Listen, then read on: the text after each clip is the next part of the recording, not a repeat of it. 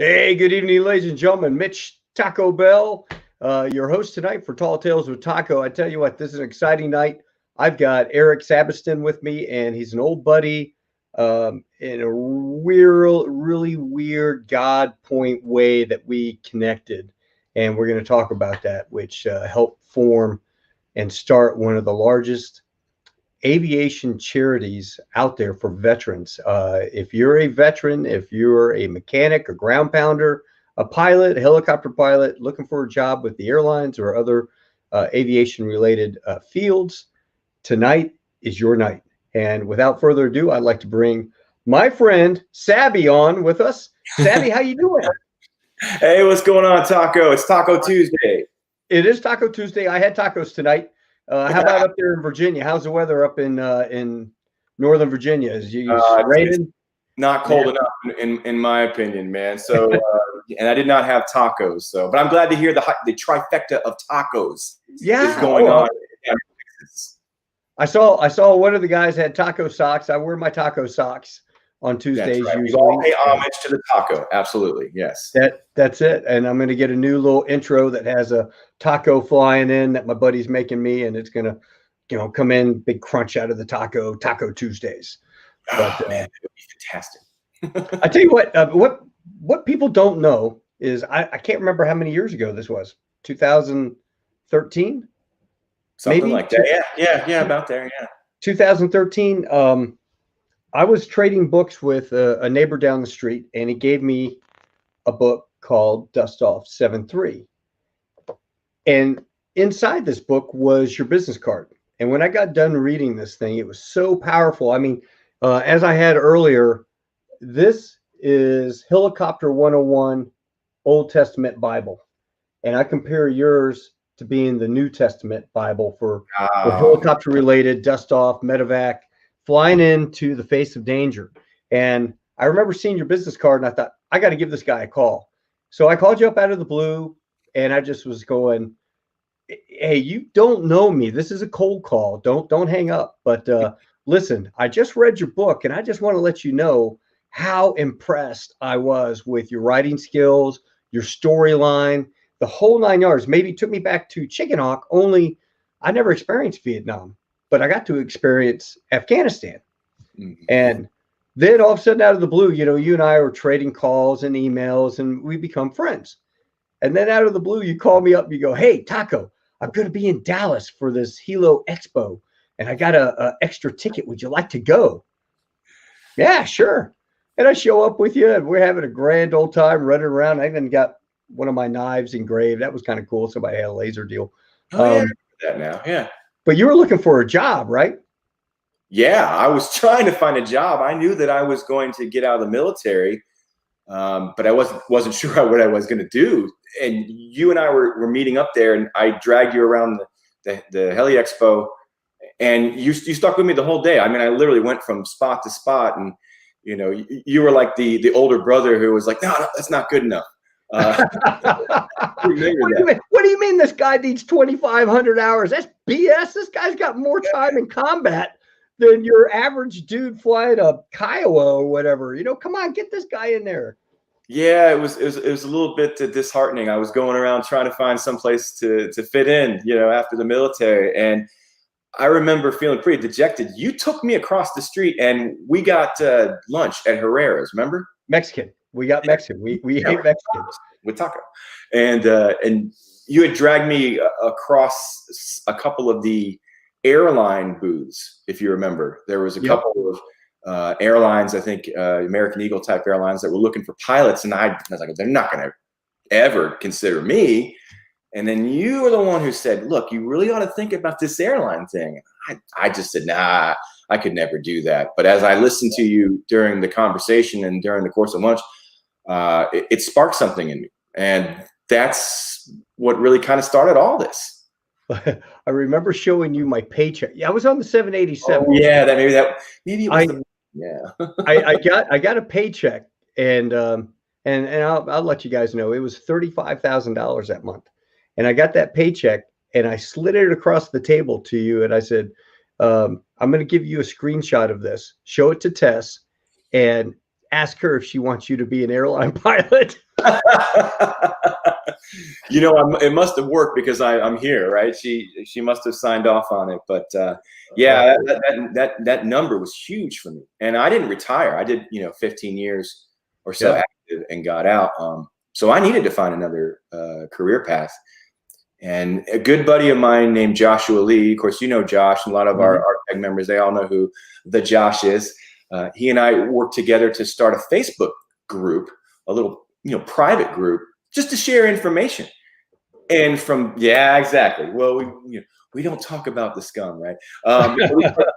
And, before we knew it, we had 100 people and then 1,000 people, and it started growing. And then that's kind of when you and I were having more and more conversations about where does this go? What comes of this? And that's when Heli Expo, who, I went there, I couldn't get a job. That's when Heli Expo called us up.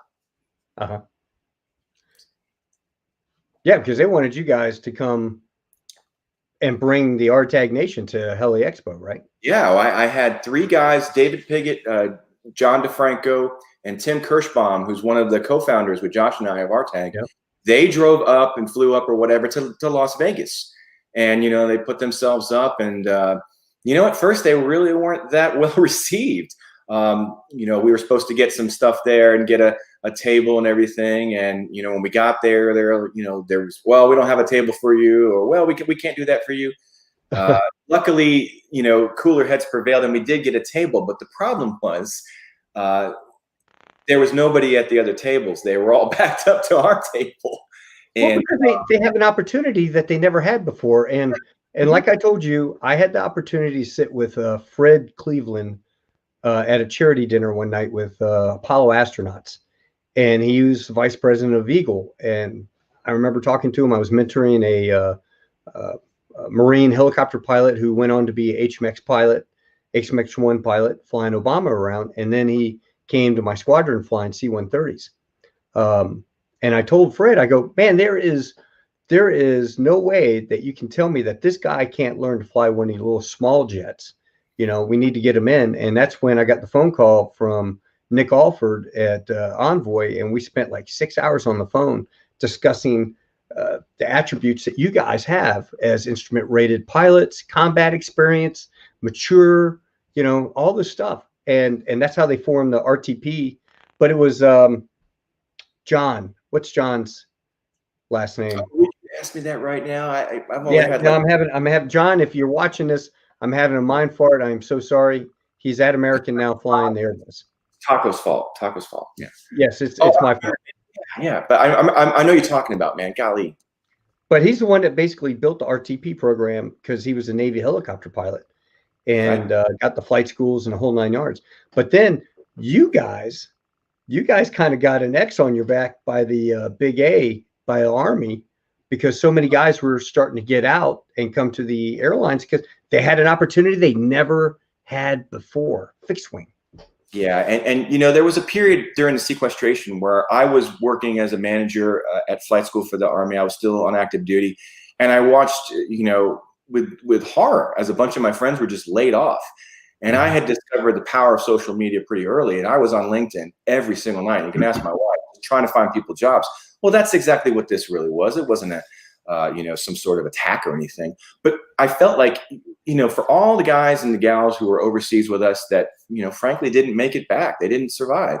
I figured if they were back home, that's exactly what they would be doing. And I felt like I couldn't pick people up, on the worst day of their life anymore. I couldn't, make a contribution as a medevac pilot anymore. But what I could do was help them get started kind of the way you did for me, help them get started on their journey in civil aviation. And so after Heli Expo, Josh and Tim and I talked, and we just decided, you know what?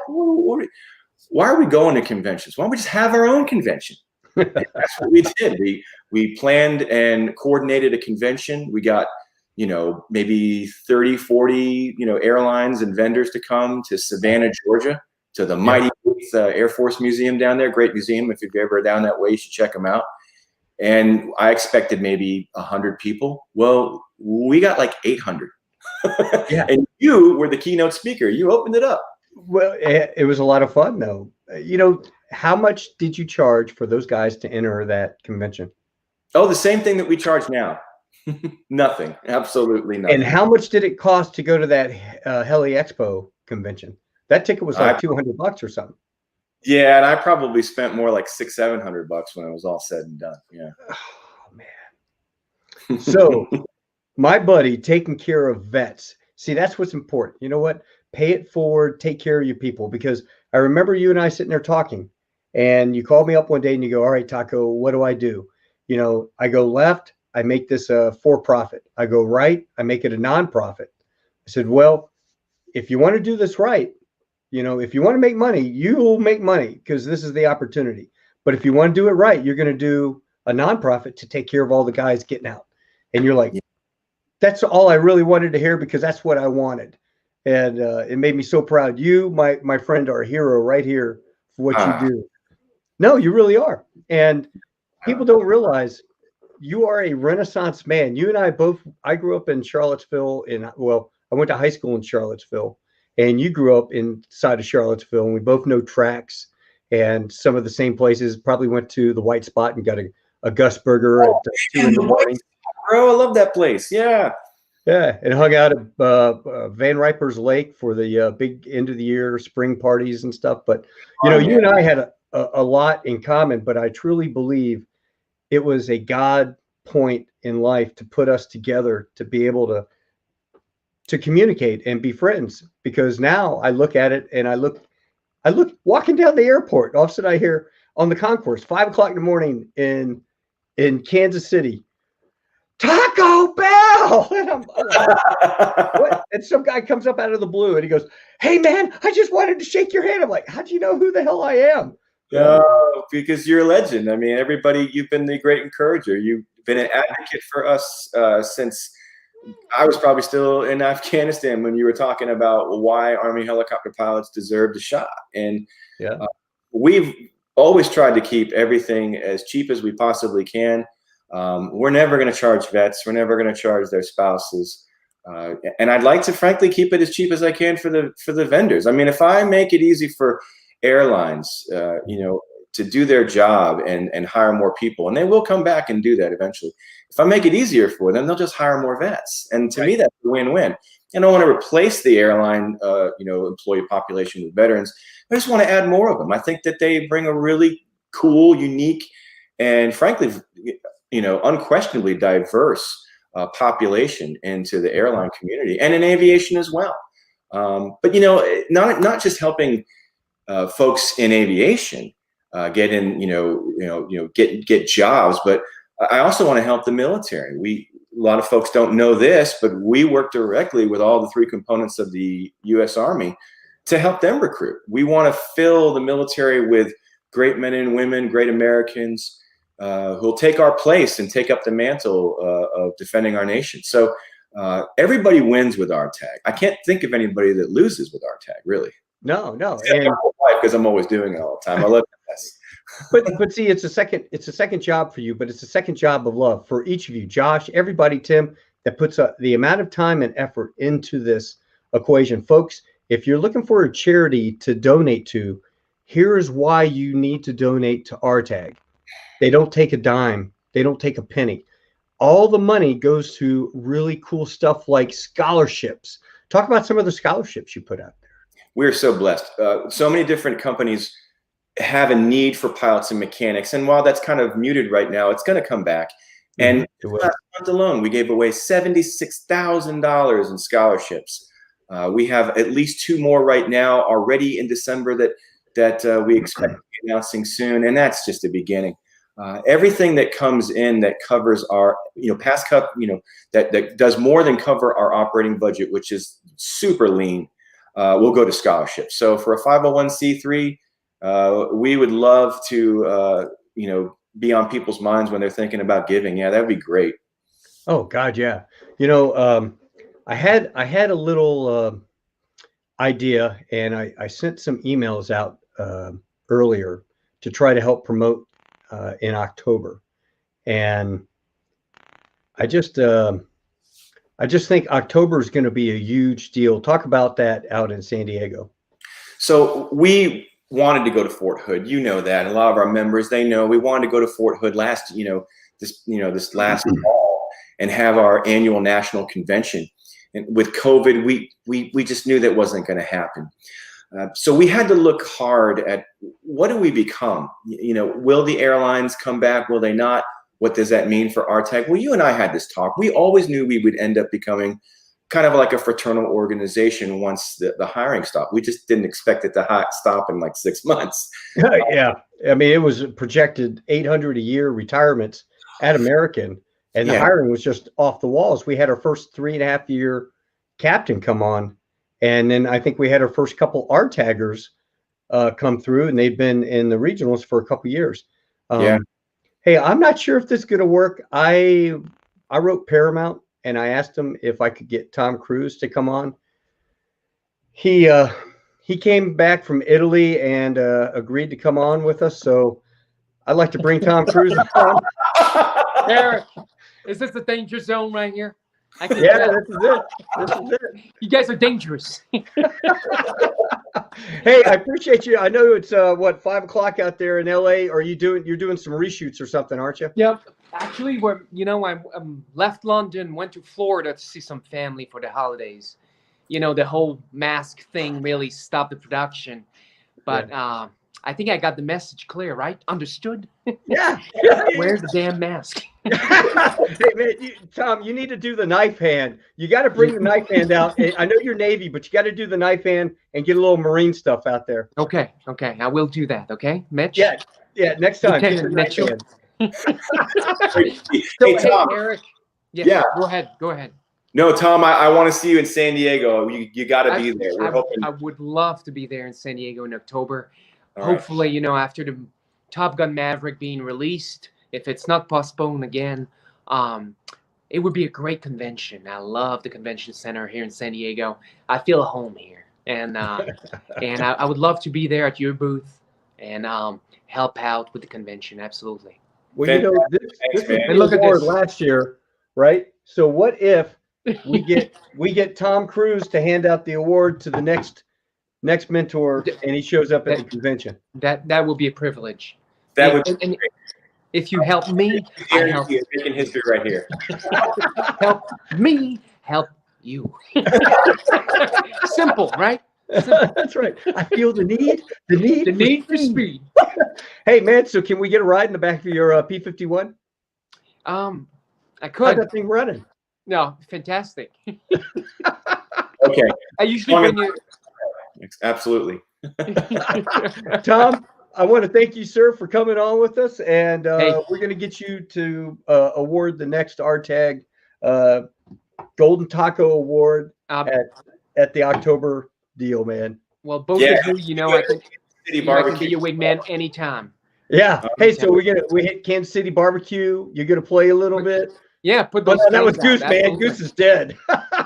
You shake my nerves and you rattle my brain. Woo! Too much of love got a man insane. Oh my God! Hey, that's great. Maybe we'll get inverted.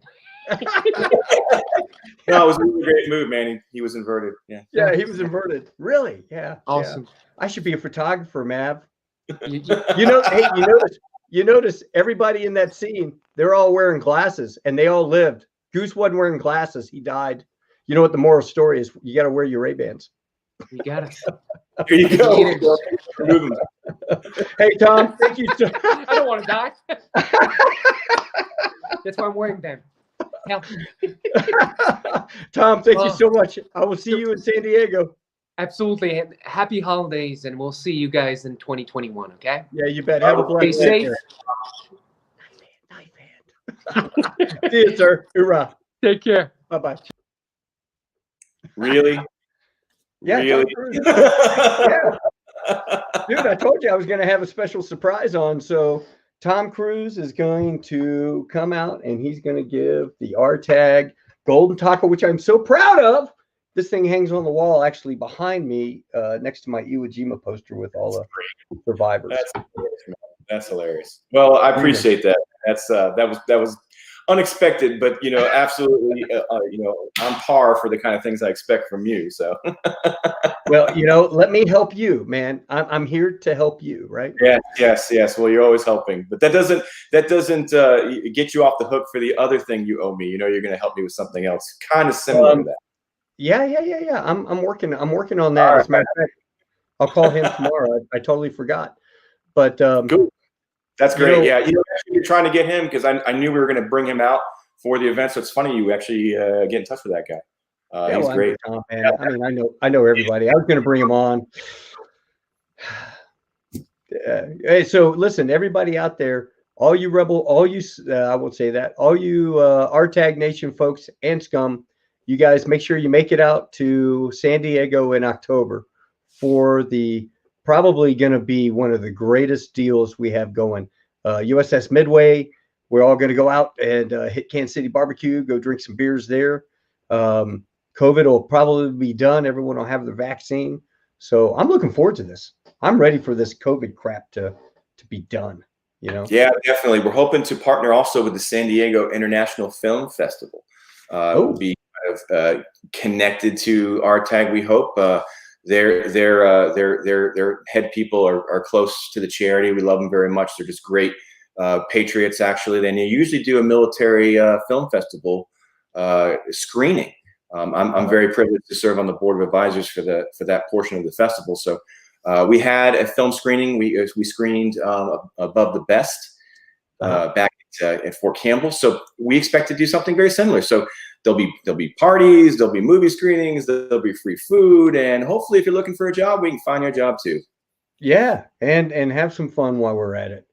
Yes, I truly believe I see like right now we're doing a lot of Max training, bringing the Max online, and as soon as COVID kind of goes away and the hiring comes back in, we're going to have so many opportunities for folks to pick back up where it left off. And I just want folks to remember, don't give up the faith, right?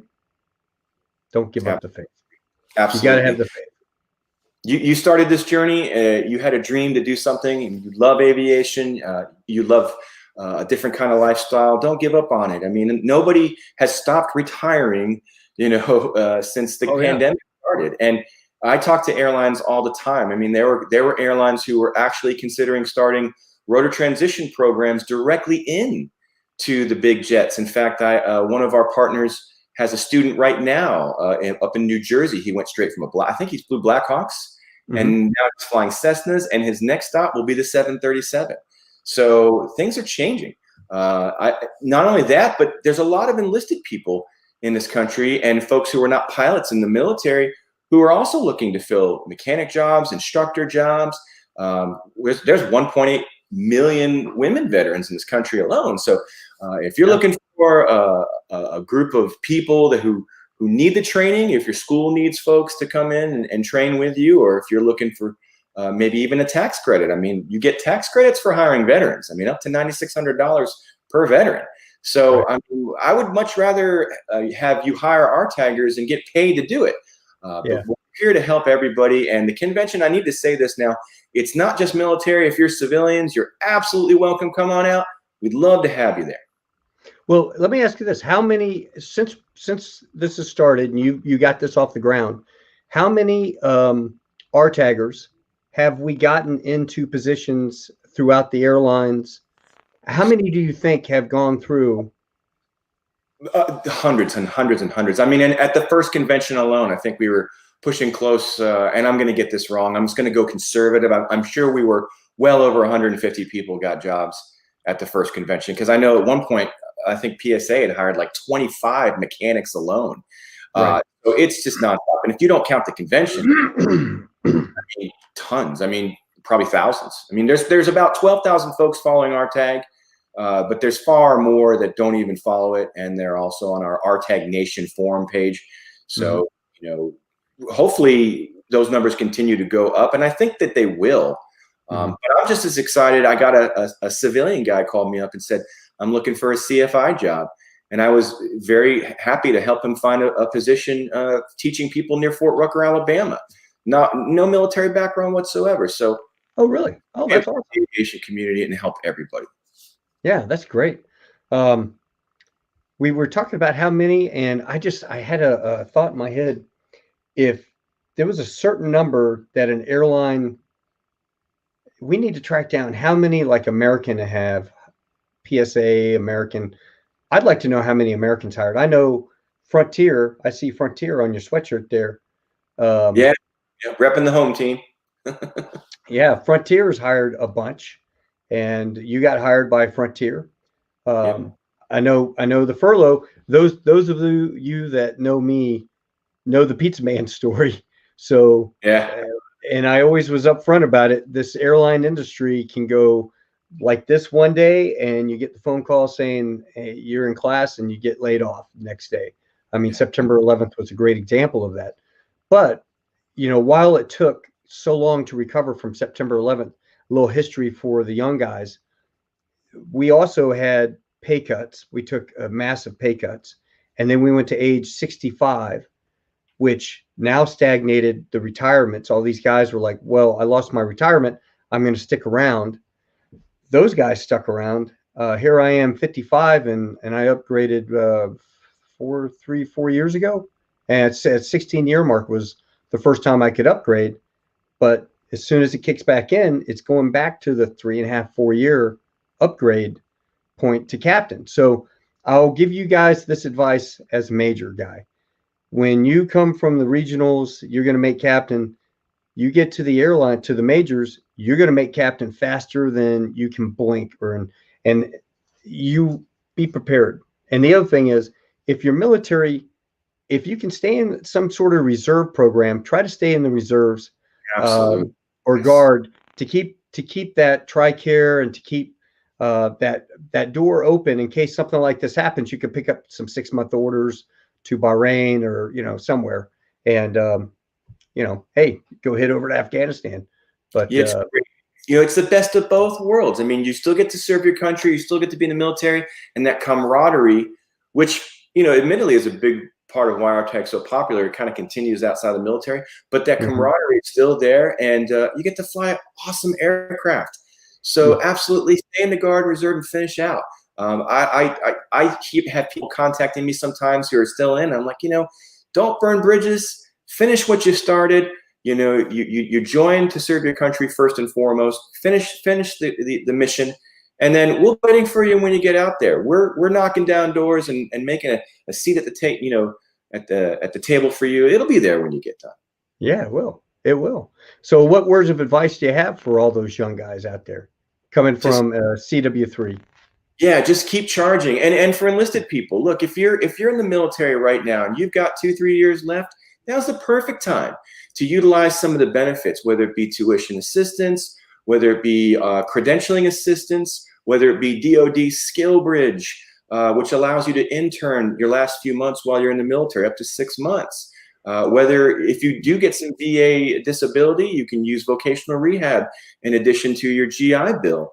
There's a lot of programs out there, AWDF, other things that are being developed right now. There's very little reason why, if you're in the military right now and you think for any reason you want to go fly when you're done, there's no reason whatsoever that you shouldn't be getting your training done now, working as an instructor while you're still in the military, so that when you leave the military, you already have all of your ATP minimums and you're ready to go right into a regional airline and start contributing. So don't pay for it. If you want to do it, we can show you ways that you can get it done for very cheap or even free. Are we going to have Hero Hut out there? I hope we have Hero Hut set up. And sure. Yeah, very good. Well, I want to circle back and talk about the reason that we met when you wrote this book. There was one episode, one major battle that you were in that has been documented. It's been made into a movie. Talk to us about that, because it's very interesting to me, especially the part I read where you guys were going IMC into mountains. I mean, mountains, but you had to get the mission done. And how scared you must have been. I mean, what was that like for you? Yeah, so I was a part of Operation Hammer Down, which was a coordinated assault on Taliban and Al-Qaeda cooperative training camp up in the Waterpur Valley. If you've seen the movie Restrepo, which is a great documentary, it's just north of there. Or if you've seen the movie Lone Survivor, this is just north of where Lone Survivor, the story of that took place. Right. And my crew was actually the wingman. We were the backup crew for Dustoff 7-2. The Army unit from Hawaii landed on the ridgetops and walked down into the valley. And then they were attacked on all sides. A couple platoons were pinned down. One in particular was pinned down for most of the duration of the entire operation. My wingman and I, we had been going in and out trying to pick people up doing hoist, which is when you drop like a wire cable down and you lower the medic and you bring them back up.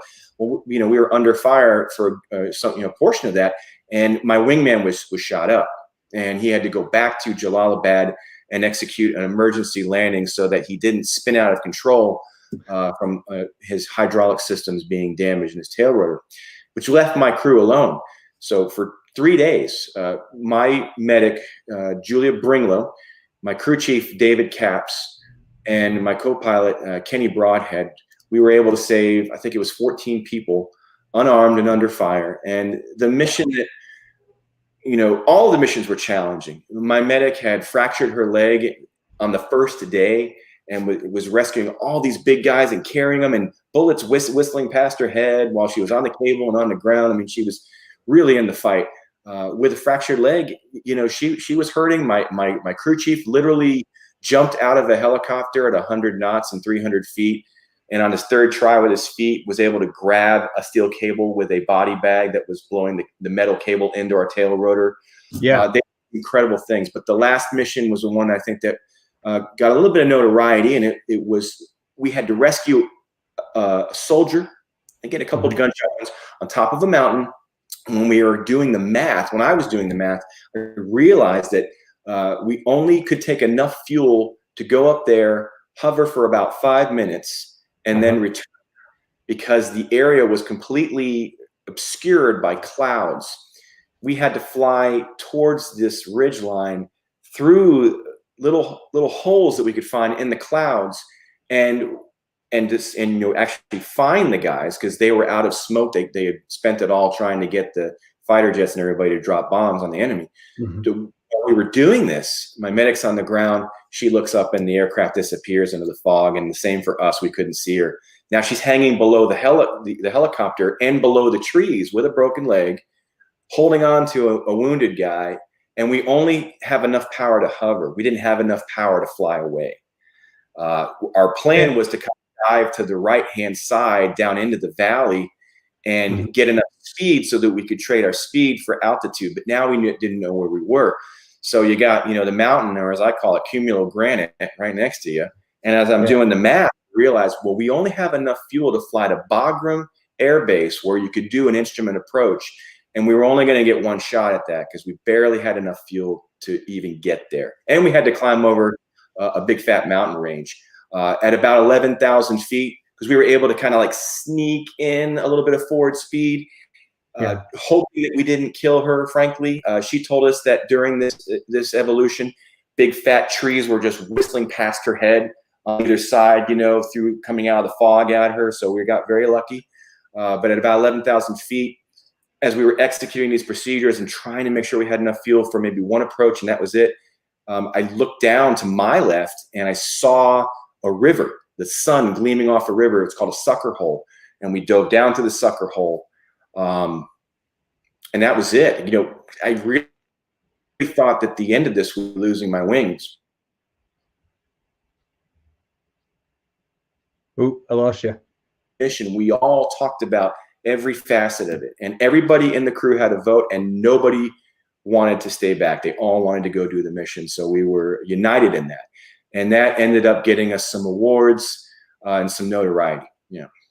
Yeah. So when you guys went IMC, are you in the goggle? Are you on goggles at this time, or are you daytime? This was actually in the day. So we really didn't have a way to fly. I mean, it's kind of like that scene in Apollo 13 where they're trying to figure out how to fly the aircraft again, because you're trying to hover, a very, very heavy aircraft, in combat next to a big fat mountain and you can't see anything. And then how do you know when you can fly away with her on the ground? So the crew chief, suddenly thought up, I'll look at the pendant that I'm controlling to make the cable go up and down. It has a little counter on it that has how many feet of cable are left. So he did math, versus the height of what he thought the trees were versus how far we are off the ground with the radar altimeter. And he did that math and said, I think we're good. And then my pilot, Kenny Broadhead, the best Black Hawk pilot I've ever known, was my instructor, actually, even though I was the pilot in command. He was really giving me a master class on flying. He was probably just holding a hover based on muscle memory and what he knew. Plus, we also knew that the winds were just to the right front of the aircraft. So we figured maybe 5, 6, 7, 8 knots of headwind, turn it to the right, uses less torque in a helicopter, turn it to the right. All these things were how we kind of, skated our way out of that situation. I remember that in Chicken Hawk where he was trying to get out. They'd gone into the minefield or something and they were trying to hover out. And the guy said, pedal kick to the right because less torque required. And they were able to get out of that situation. Actually, that same year, I was in a mission near Bamyan, in Afghanistan where they had the big the statues. Yeah. And we had gone up there trying to lift an MRAP off a soldier, but we didn't know that. They didn't tell us that. We brought a bunch of infantry soldiers. They just pulled the seats out and we put like 23 guys in the back, went to Bamyan, got there, 2 medevac aircraft, self-chase, meaning we didn't have any gun cover on us. And after a while of them saying, okay, look, you guys got to get out of here, I'm telling my boss, I'm like, dude, we have no fuel. So we had to go to Bagram because the weather had gotten bad there again. We couldn't go through that. I'm heading for this 14,000 foot mountain range and I'm in NG limiting, meaning the front side of the engine is getting compressed. So it's stalling. I'm in icing conditions. So the blades are icing up and I'm doing circles because every time I try to climb up, the low rotor audio warning horn would go, ee! So I droop the rotor. On the third try, we were able to get above it. Now we're VFR on top, 17,800 feet, low fuel, inadvertent IMC. And you guys don't have oxygen either, do you? No, we didn't. So I'm hypoxic. Like at this point, like I'm seeing the black and the tunnel vision and we're trying to get to Bagram. We have just enough fuel to maybe get there. And my crew chief and my medic in the back were really smart. It was Mike Walker and Robert Speth. They went back there and they said, here, just suck on this oxygen. So you'd suck on the oxygen and the other guy's flying and you pass it to him and then I'd fly and back and forth. Improvise, adapt, overcome. Yeah, exactly. You just had to make it work. Yeah. Well, when those situations, I mean, I think of, we're always doing instrument stuff as a fixed wing guy. You guys, not so much, but Kobe Bryant, that's a good example of a guy flying into IMC in a helicopter who probably doesn't practice enough, right? Yeah, 86. The National Transportation Safety Board states that 86% of helicopter and general aviation pilots who go inadvertent IMC, or we call it IIMC, when they do that, they crash, which is a startling statistic when you think about it. You think about Stevie Ray Vaughan, you think about John F. Kennedy Jr., and of course, most recently, last January, Kobe Bryant. That's what happens. The funny thing about the book is that a young military helicopter pilot, Reddit engineer named Nick Sinopoli, and he was inspired by it. He had thought about giving up on aviation, and he had a very good friend who was killed in the same kind of accident, inadvertent IMC. And so he developed a device called the Icarus device, which is a hood that actually changes opacity, meaning it goes from completely, clouded to clear on command, any speed, any level, so you can see a half a mile. And that's one of the things I'm very fortunate enough. He asked me to join the company, and I did. So what I learned in Operation Hammer Down, I've been inadvertent 4 times, is really kind of helping me now to get the word out about the Icarus device. It will save lives. It's a guaranteed lifesaver. There's, foreign militaries are buying it, all kinds of companies all across the country, helicopter, EMS, flight schools, colleges, you name it. We're really excited about it. And I think it's going to prevent any of those accidents from happening again, frankly. Yeah, good. Good. I like that. We need to have, if anybody's listening who's got ties with Navy Marine Corps flight training down in Corpus and Pensacola, get in contact with Erik and see if you can't order a couple of these and see how they work out. Because yeah, we used to do our BIs and RIs, and they would stick you in the back, and they would the hood. Yeah, they close the hood. I mean, you were straight flying instruments. I mean, you couldn't see anything because this curtain slid in the back of the cockpit, and then it kind of covered the front there. But that's super critical. People don't do it enough. You know, the Army has a regulation that says you must file IFR unless you have a good reason. Of course, everybody wants to go get barbecue, so that seems like a good reason, right? But no, I mean, that's a great training. But the cool thing about the Icarus, though, is that you can show somebody what special VFR looks like. You can have them break out minimums and still have them land the plane without them touching the visor. You can do a dust landing with 4 people, and they can all have a simulated dust landing to a parking lot on a clear day. And one of the coolest things about Icarus is that eventually you'll be able to link the Icarus program on your laptop, or I'm sorry, on your your cell phone or your iPad, and you'll be able to sit there at the table and say, I want it to be a half a mile here, a quarter mile here, 1 mile here, and you can control the visibility for your entire day. And that would also simulate the stuff over in the Middle East with the brownouts. Absolutely. Brownouts, whiteouts, absolutely. Smoke in the cockpit, or how about multi-ship inadvertent IMC breakup? You could be in one C-130 with another guy and just say, everybody now no longer can see. And you'll go inadvertent IMC as a formation. Yeah, actually, that'd be pretty good stuff there. You know, the point is, it's not about flying inadvertent or flying in IFR. Plenty of people fly IFR, but they know it's coming. You know, what kills you in life isn't what you know is coming. It's what you don't know that's coming. And so the solution for these accidents, like that we were able to survive in Afghanistan, the solution is not better helicopters or more equipment or more tax money and legislation. The solution is better pilots. And that's all we're trying to do. It's kind of like Top Gun. You give them the first few combat missions. Well, I'm giving you the first few inadvertent IMC missions right now.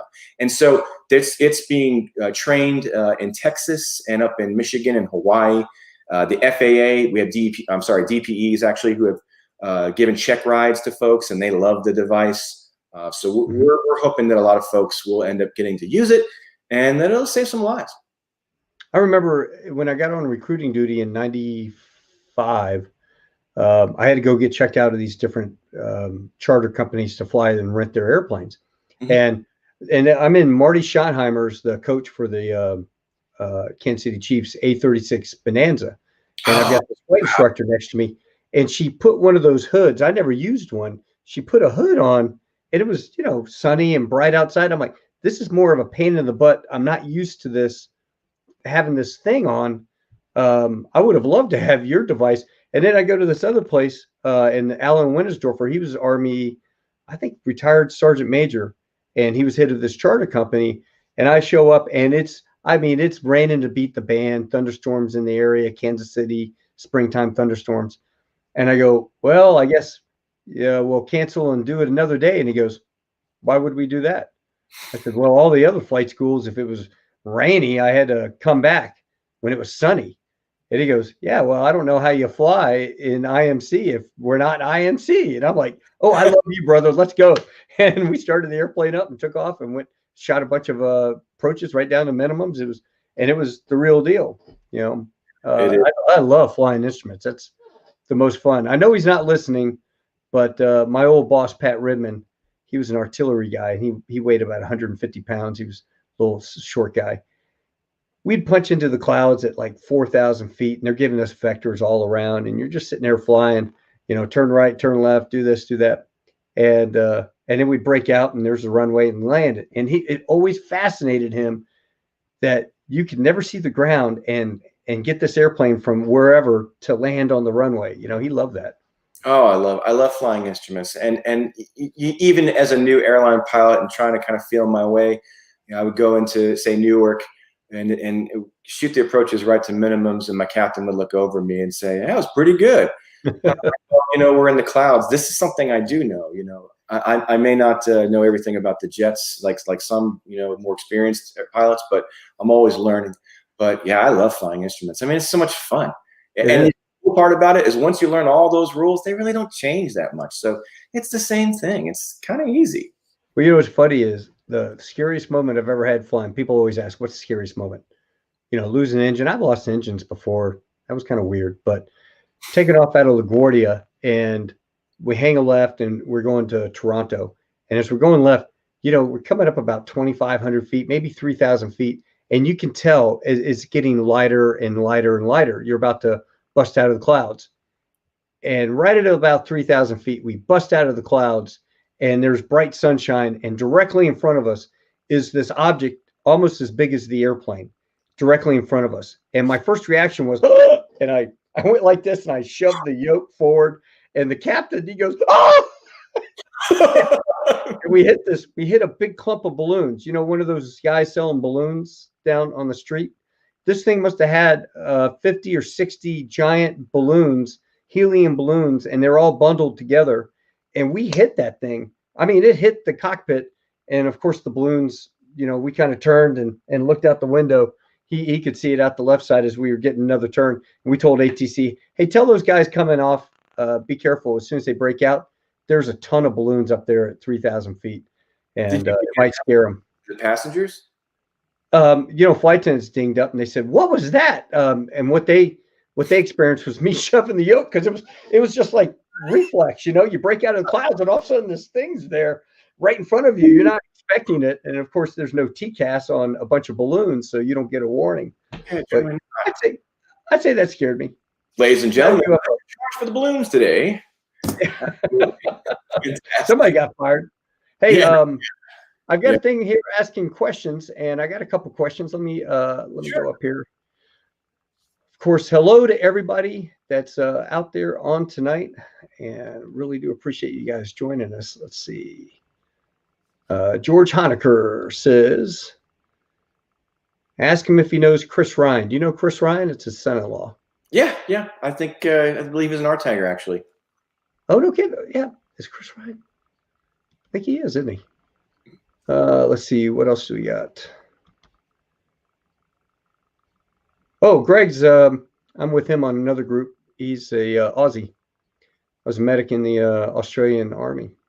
Oh, okay, awesome. Hey, thanks, Greg. I appreciate that, man. And I've served a lot with you guys in Afghanistan. A lot of Australians over there, and New Zealanders. We call them Kiwis. Yeah, well, the Kiwis were in Bamyan, because we used to fly our Russian helicopters over to Bamyan and stay with those guys. Yeah, they were great. Sabby the man, the myth, the legend. He's going to upgrade before me, and I'm going to be his FO outside walking around in the snow, and I'll be happy to do it. Why is Taco so handsome? Well, thank you, Josh. Because he lives in Texas where the weather's good. That's why Josh moved there, so he can get better looking. That's it. Sabby, how long ago did you join Icarus? Hey, Rich. I joined Icarus in July of this year. July. So we can. You're going to let us know when the stock goes public, so we can all get in there. I don't know. It's we'll see. Hey, there's Hero Hut right here. Hey, what's up, David? Now, David was actually in Operation Hammer Down with me, but he was on the ground. He got pretty torn up down there too. But he's a great guy. Paul Ward's out at the Midway, so we're going to with him. We're going to see you there, man. That's awesome. He's actually one of the docents, so I need to get you two hooked up. Yes. And of course, Randy. our favorite RTAGer, Randy Stillinger. That's right, man. Randy, if you're still in the house, we love you, brother. Yep. Does great for vets. You talk about a guy who's committed to veterans, man. Yeah, he is. And this is Paula Quick is a former Marine who is one of our giant volunteers, helps out all the time. All right. Awesome. Hey, Paula. Mark Wynn. Yes. My study partner in initial ground school for Frontier. And I served with him for years. We taught at Rucker as well. I've known Mark forever. Yeah. Mark Wynn, long time. Well, let's see if anybody else has any other questions. We got a couple more minutes before we finish up here. Are we doing the Chris Bettis Scholarship 2021? Absolutely. We already have the money funded for the Chris Bettis Scholarship. So you can expect that that will go out and honor. If you don't know Chris, if you're kind of new to RTAG, Chris is a Marine helicopter pilot, MH-53 pilot, and his wife Stephanie is a Navy surgeon. Great American, power couple. Chris is one of the guys that pretty much started RTP, rotor transition programs, and unfortunately, we lost Chris last year to cancer. Just a giant of a man, and we had to find some way to honor Chris. I just love Steph and the kids, and you and I got to go. You came up to Virginia, and we got to see Chris before he passed away. But as long as I got to thank Alan Johnson and honoring Chris every year. Absolutely. Yeah, I got to thank Alan Johnson and of course Jim, my boss, Jim Thomas, to make him an honorary captain. Of course, Randy Stillinger had a big hand in that, in getting the plaque and everything from American Airlines made. Incredible. So we made him an honorary captain before he passed.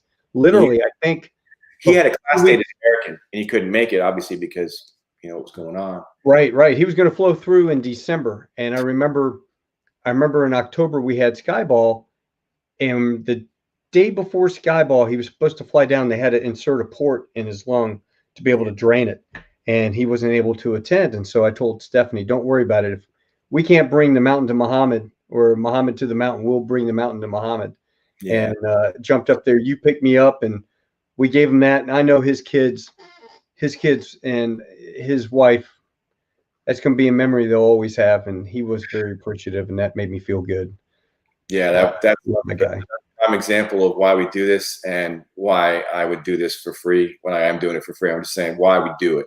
It's just things like that, seeing vets that, or meeting a vet that maybe I met a kid through RTAG, and I saw him, and he's like, hey, you picked up like 3 or 4 of my friends in Afghanistan. I mean, those are moments you can't bring back.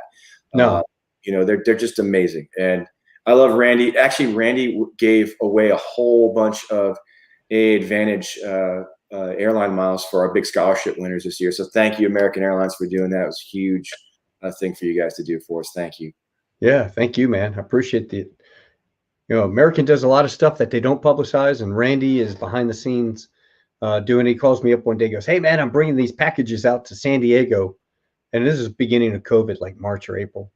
And so I said, yeah, I'm not doing anything. So I jumped on an airplane, flew out there with them, non-revved out, gave me a hotel room, hang out for the night, and nice. Man, we had a good time giving packages out to the Marines up in Pendleton. And he's gone all over the country doing care packages. I mean, the care packages, that's just fun things that he does. But when we do back to salute the troops, and we take the wounded troops out to Vegas, or we do the Medal of Honor flights, or we do the World War II veterans trips. I mean, so much stuff that American does, and I wish we publicized it more. I love that. I love the fact that these airlines, which are pretty heavily, staffed with a lot of veterans themselves, and guys like Randy, who's a veteran himself and an Army helicopter pilot, are reaching out. It's really cool. It was great at PSA Airlines to help us with Chris's scholarship. There's a VRG, Veterans Resource Group, at my airline, Frontier Airlines. That's fantastic. So I think it's a good move. But can you imagine? I mean, what a great job Randy has. You just go around and help out vets and honor vets, and get to meet heroes like these Medal of Honor recipients that you guys are always hanging out. I mean, that's a pretty awesome job, So, it's a good job. It truly is. Well, what's in the works for you? I heard maybe perhaps you're going to rewrite your book to bring in more of the ground element from the actual battle. So not only do you have what's going on up here, but sort of like a Somalia, Black Hawk Down, where you can actually get the stories of the guys on the ground. Is that something that could be in the works? Yeah, at some point I'm going to write another book. David Hoffmaster from Hero Hut and I connected, and I've kept in close contact with some of the guys on the ground, particularly some of the wounded, and Nabel Santos, who was the platoon sergeant for the main platoon that we were supporting that weekend.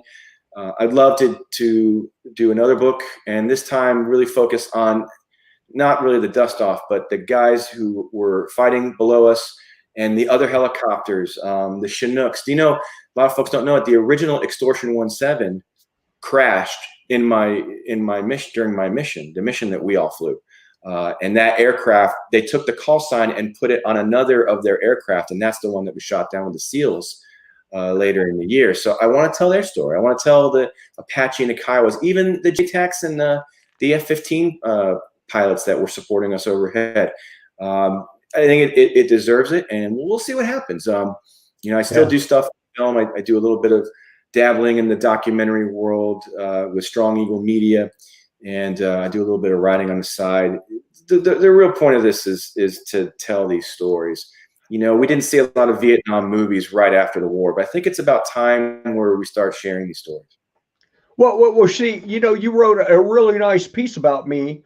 I was watching It's a Wonderful Life, and I saw myself on this We Are the Mighty, written by Erik Sabiston, and it talked about what a great guy I was, and you know how I was emotionally drained. See, when I had been in that movie, right? Yeah. So, you know, I was going to build skyscrapers and Parthenons, and you know, Mary, I'm going to build things with my life.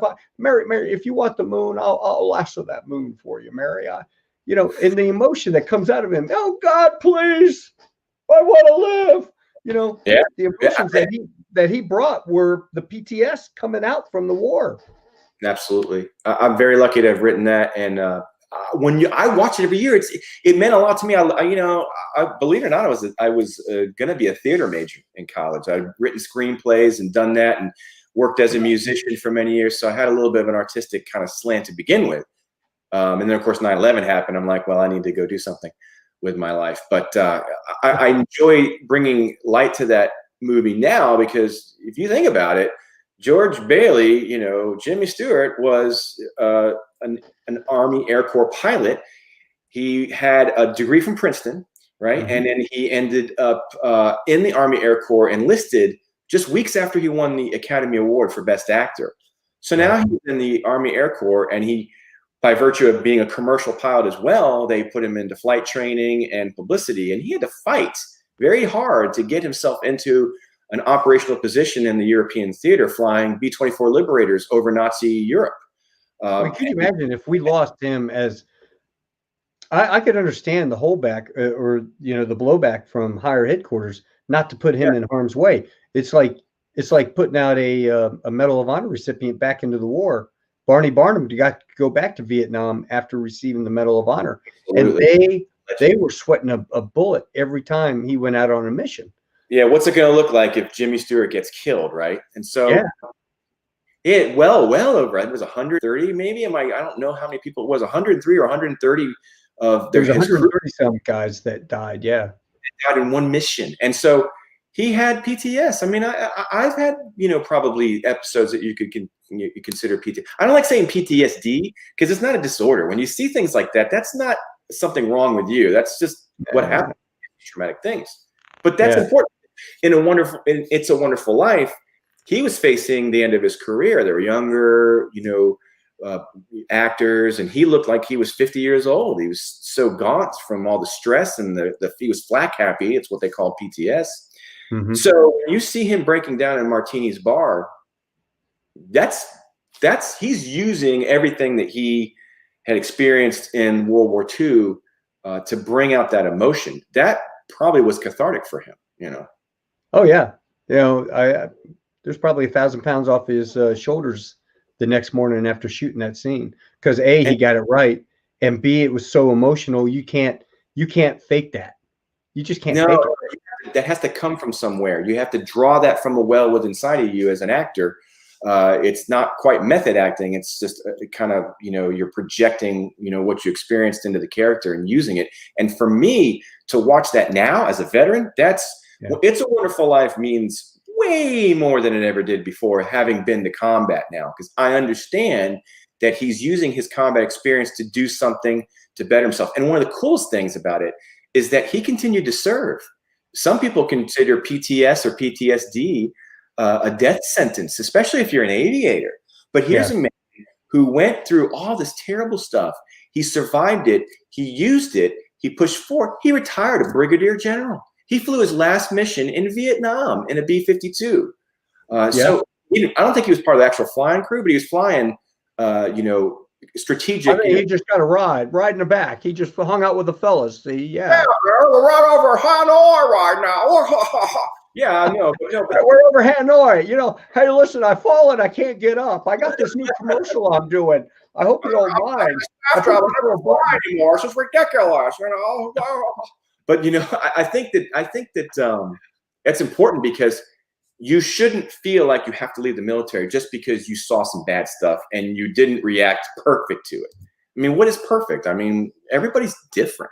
So I think that's important. I think veterans need to see and look at that and say, look, I can still stay in the military. I can still stay in the Guard and Reserve. I can still contribute. I'm not broken. For your next article for We Are the Mighty, you ought to. I know it's been done. I know people have written books about it, but it always still fascinates me to see Lee Marvin and all the folks that actually served in combat. Ed, Tonight Show sidekick, Ed McMahon, Marine, Iwo Jima, right? So I mean, there's so many of these folks that were in actual combat who turned around and became back in Hollywood or joined Hollywood and have done really well. That's a good point, and it brings up an even more important topic, and it's probably pretty controversial. But our country right now is at the end of a nightmare political process right now. It doesn't matter who you voted for. The country is completely divided.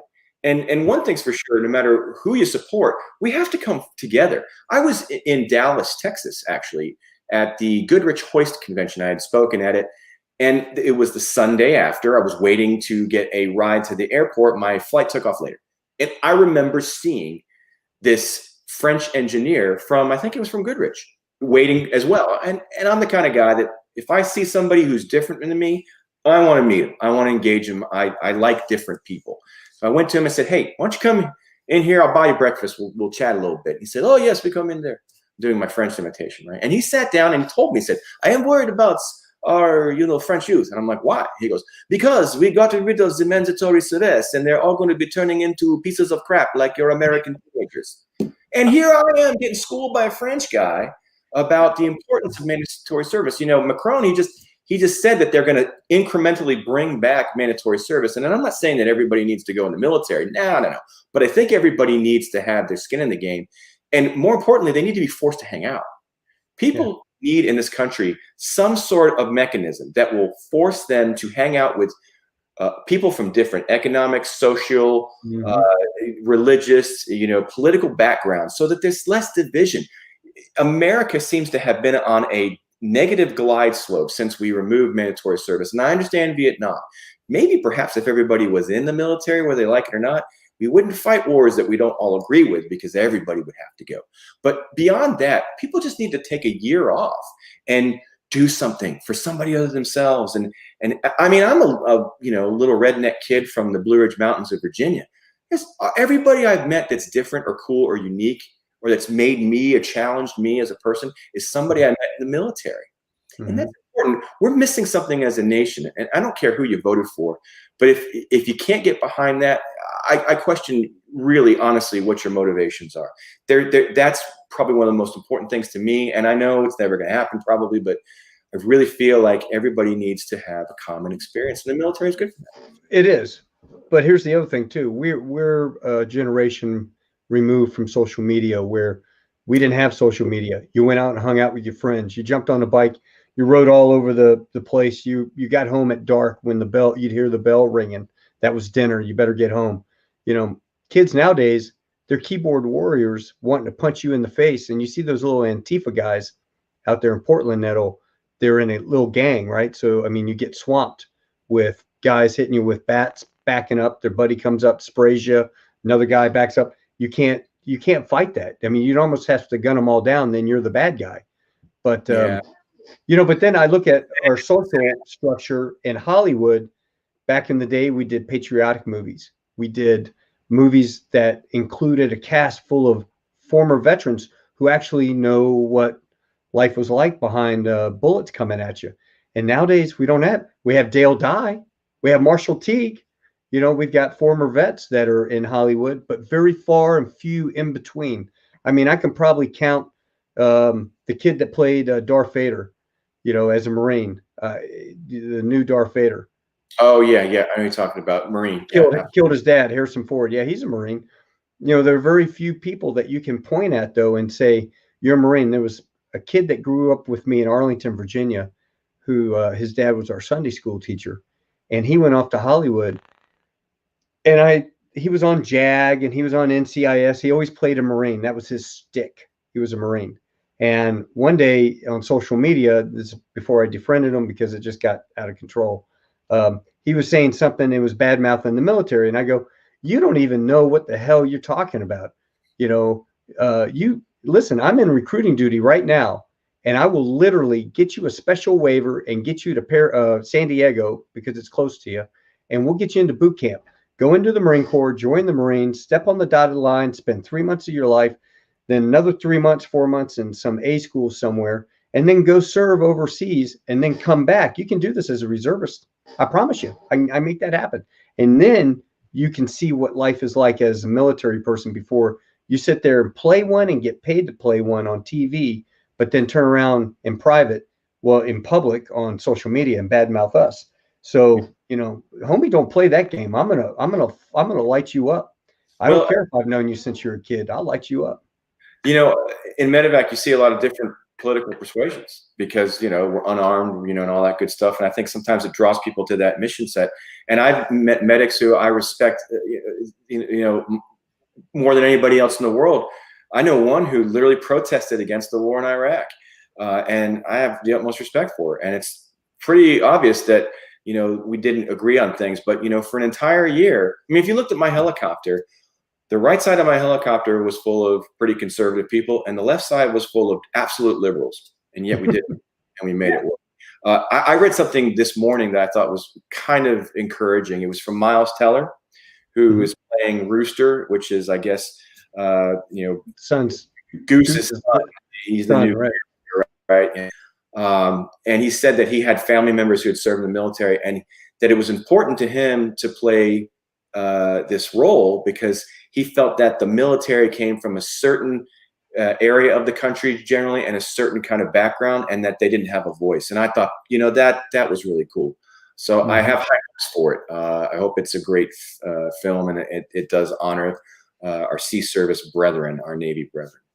I think it will. It's going to be good. I mean, as crazy as Tom can be sometimes, his going in there and pushing for all those guys to actually fly the airplanes, fly in the back of the airplanes, because you can't fake those G's. I mean, when you watch the original, they're sitting in a little cockpit mock-up and he's spinning around doing the exorcist head turn. You know, you can't do that when you're, you know, all of a sudden 300, 400 pounds going, oh, I don't see him, man. You know, head banging off the canopies. Yeah, this is going to be good. It's going to be. I hear almost everything except for maybe a shot or two where it looks like he's in the front seat, you know, doing, you know, a banking to the right. Everything is practical, so you can't fake it. No, you can't. I got this question. How do you guys like the 2020 movie, The Outpost? Loved it. Everything but the CG on the helicopters. Wow, terrible. But everything else was fantastic. Yes, absolutely. It's so real, so realistic. Oh yeah, I thought it was just fantastic. Never forget Execution Extortion 17, longest week of my life. Apache pilot. Yeah. Or he was, you know, in a former life. Yeah. It was a tough week, that's for sure. Yeah, and then Adam Driver, thank you very much, Josh. That's who I was thinking about, but you know, I'm old now. I don't remember what I had for breakfast a week ago. Yeah. And of course, Daniel Flores. So I'm going to have Daniel's going to be on the show. We're going to talk about Above the Deck. Good. What a great book. Do I have it here? I think oh my. What a great book. South of Heaven. If you haven't seen it, Daniel Flores, man, what a great writer. Fantastic pilot. He's pretty much done it all. And if you haven't seen the movie, he's the star of that. He sent me the book. of course, I'm sitting at home with COVID, not much to do. So I got the book in the mail. I read this book, and then I watched the show Above the Best on Netflix and watched The Outpost, and just I didn't even know how bad that battle was, and the battle space that those guys were in down in that bowl.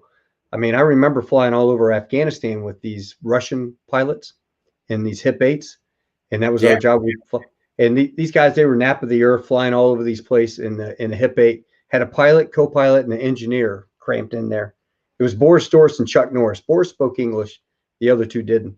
And he'd sit there, he'd smoke these Russian cigarettes. He'd be like, let me tell you something, Taco. I tell you, I never liked the Americans much. And I'm like, what do you mean? He goes, because you gave these guys the missiles to shoot us down when I was in Afghanistan in the 80s. And I'm like, Boris, man, that wasn't me, dude. I was like in junior high when you guys were fighting in Afghanistan. He goes, I know it wasn't you, but, you guys pay me well now. But back then, I did not like you. You're flying along, look left, look right. I see my wingman left. I look right, look left, my wingman gone. Stinger missile. I'm like, yeah. Sorry, buddy. World War champions 2 times in a row. Okay. Everybody hates you. Yeah, man, they had a good time. They drank a lot. They smoked a lot, and they did some good flying for us. We had a good time. Oh, man. And then Daniel said it's worse that we put that OP when I was there. Yeah, crazy stuff. Yeah. That is bad. They're just surrounded by mountains. Great idea. Yeah, that's a great idea to go in there like that. And I remember them sitting up there in the movie, and they're looking down. It's like, yeah, first thing I'd do is I would take out the mortar pit, and then I would take out that thing, and then I would hit the generator, and then I would do, and that's exactly what those chuckleheads did. I remember being in Afghanistan and having a chow hall get blown up. And I think they ended up finding another bomb underneath another chow hall somewhere up in the Konar. But that chow hall had been there for years. Yeah. It was there. I mean, they planted the bomb and built the chow hall and waited. There's an old Afghan proverb that says, you may have the watches, but we have the time. So it's difficult to fight a determined enemy like that. So yeah, it's crazy. Throw out the rule books. Yeah. Well, I hope 2021 we don't have any reports of guys getting hurt over there, and eventually we pull our guys out, because I'm sick of that long war. I think we're all, especially those of us who've been there. God bless them. I pray for the troops, and especially the families. We volunteer, but they get drafted. I'd love to see that thing close shop soon, but we'll see. There's a new fight here in America that needs to be fought, and I think for right now, the best we can do is just continue being positive and charging forward. So keep moving forward, man. Do positive things. I like the way you think. My brother from a different mother. God points in life, man. If I figure if I keep doing what I'm doing, maybe it'll make up for all the crap I did when I was younger, Not likely. I know I'm screwed. But I tell you what, hey, Erik, it really is, from the bottom of my heart, it is a real honor to call you friend. I am so proud of you. I mean, you're 47, I'm 55. But I look at you like my little brother. And when I look at what you've done, it makes me so proud to go, like, that's my buddy Erik, man. That's like my little brother. I'm you and Josh, Tim. I mean, what you guys do on a daily basis. And I know I've left out about 10. I got to take my shoes off to count all the other people that are constantly involved that have made this thing the success that it is. So hats off to you, and thanks for taking care of Army, Navy, Marines, Air Force, and Coast Guard. We can't forget the Coast Guard, guys. Sure. Did you hear about that Coast Guard ship that just sank off the coast of New Orleans? Yeah, it's tough. Yeah, all the survivors waded to shore. It was okay. Dude, they're like pink unicorns. You never see them until you need them. And that's when you need them, man, when your boat's going down. And they'll be there, too, especially those guys. Can you believe that, too? Huh?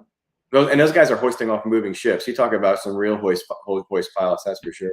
Oh, man, those pilots are walking around with bowling balls. I mean, you're getting shot at, and those guys are in the middle of a hurricane trying to save some idiot that was out there on a sailboat, decided to hang out.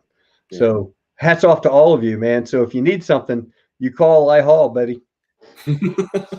Listen, I will see you shortly. And then before we know it, October will come around. We'll be in San Diego. Tom Cruise will hand out the new award this year. It still makes me proud. I love that thing. It's up on the wall. Yeah. Well, Tom loved it too. He thought that was great. Yeah, it's going to be a great time. Folks, if you're wondering, we're going to announce the exact date soon. It's going to be the end of October in San Diego at the Port Pavilion on Broadway Pier, right next to the USS Midway. Make sure you bring yourself and your family. There'll be stuff for spouses. There'll be stuff for civilians. You're all welcome. It's going to be a big, fat reunion party disguised as a hiring convention. So we want to see you there in San Diego. Make sure you come on. Yeah, make your reservations now. I think I'll get on there and do my reservations here shortly. Oh, wait a minute. We got one more question. Can I use the Icarus to go inadvertent in a inverted 4G dive? Nice. Yeah. Only if you have the fuel tanks that will support it. Absolutely. Yeah, that's right. Well, listen, I'm going to pop you off. Give me a couple minutes and I'll catch up with you off air, okay? Okay, man. Thanks, All brother. right, I'll see you in a minute. Hoorah. Appreciate y'all. See you, buddy. Ladies and gentlemen, thank you so much for joining us tonight. If you enjoyed the program, go to Tall Tales with Taco on YouTube, like it, subscribe, share it with your friends on Facebook. It's at Tuesday Tall Tales, and that'll give you Tall Tales with Taco on Facebook. Certainly do appreciate you guys staying with us tonight. Eric, like I said, has been like a little brother to me, and he's one of the many, many people that I go out and help mentor. If you yourself are in the business and you have a ability or chance to help mentor all those other guys down trying to get a bootstrap pulled up and get into the program, volunteer. If you come over to RTAG Nation, we can get you signed up and get you guys out there so that you can volunteer and help folks. It's really important that we take care of our vets. It's vets taking care of vets. And my wife always asks me, why do you do so much?